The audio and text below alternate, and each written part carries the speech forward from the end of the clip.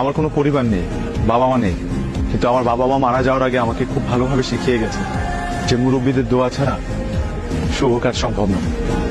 আপনি আপনার মেয়ের জন্য সবচাইতে ভালোটা চিন্তা করবেন, এটাই স্বাভাবিক। আপনার মেয়েও আপনাকে যথেষ্ট শ্রদ্ধা করে, সম্মান করে। এই কারণে সুযোগ থাকা সত্ত্বেও সে কোনো ভুল সিদ্ধান্ত নেয়নি। আমার কাছে আমার স্কলারশিপটা স্বপ্নের মতো, সেটা আমি পেয়েছি।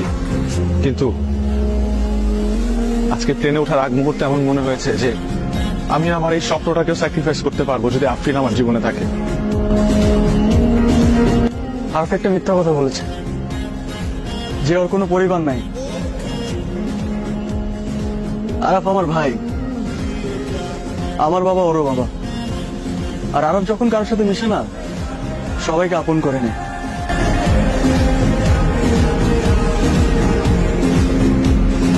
আরাফের মতো সম্পর্কের মূল্য আর কেউ বুঝে না।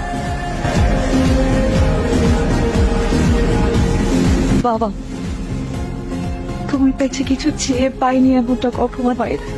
এমনকি আমার কখনো চাইতেও হয়নি। তুমি এমনিতেই বুঝে গেছো আমি কি চাই। আজ আমি আমার সর্বস্ব দিয়ে আরবকে চাই। তুমি কি ভেবে বাবা?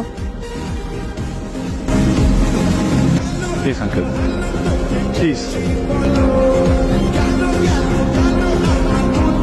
তুমি আমার মেয়েকে কোনোদিন কষ্ট দেবে না? কখনো না। ওকে ছেড়ে কোথাও যাবে না? যাব না, প্রমিস করো।